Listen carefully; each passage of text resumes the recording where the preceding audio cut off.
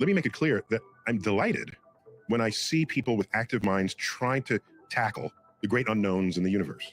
That sentence right there really drove me wanting to react to this because I had an initial opinion about Neil deGrasse Tyson and how he will typically see a movie and be like, oh, that's nonsense because of X, Y, and Z theorem. But I thought he would approach this differently. I really thought that he would say, like, well, everybody thinks this. Why are you going against the grain? Sort of a thing.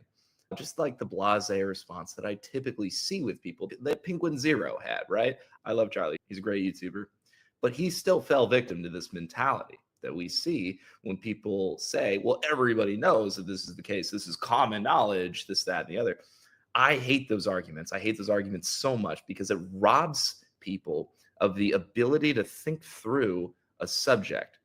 Even given incorrect premises, you are supposed to generate the incorrect answer that's obviously false that tells you I've started with incorrect premises. It robs you of the entire intellectual pursuit if you say, oh, everybody else doesn't think this, so therefore it's not true, because that's not logical. That's not logical. And the fact that Charlie held that sort of sentiment in his words was really disheartening to me because I love watching his stuff. But when he comments on science, I think that he just doesn't have that perspective. That's totally fine. He's not a scientist. I get it.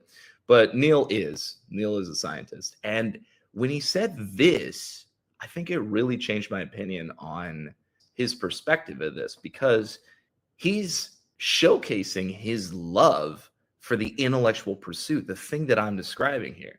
When you say something like, this is the product of a very active mind that is approaching this subject from incorrect premises, that's okay. That is an absolute okay perspective to have.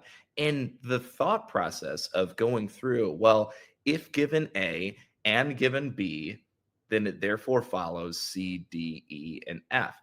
He's saying that is a noble pursuit, and he's glad that this person has this active mind that wants to go through that logical process. I'm super happy to see that. I'm really, really happy to see that because that really differentiates somebody from being just a showman, just somebody who presents the data and hides behind their degree or hides behind the studies, the walls of studies. That studies can be loaded in such a way. They can offer incorrect conclusions if you are not analyzing it appropriately. Garbage in equals garbage out. We all say that. So when he said this, I really wanted to show my love and isolate this specific part of the video and say that this is really, really important, particularly in science. The whole this viewpoint.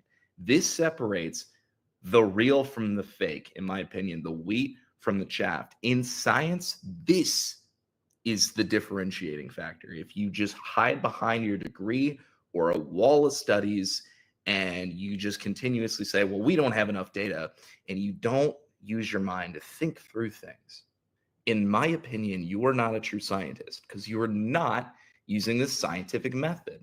You are a historian. You're a scientific historian who's posting old information, right? You don't have the scientific toolkit to parse through that information and determine what is good and what is bad and classify and clade information and understand what leads to the cascades that you're observing. You don't have that ability if you can't parse through these things.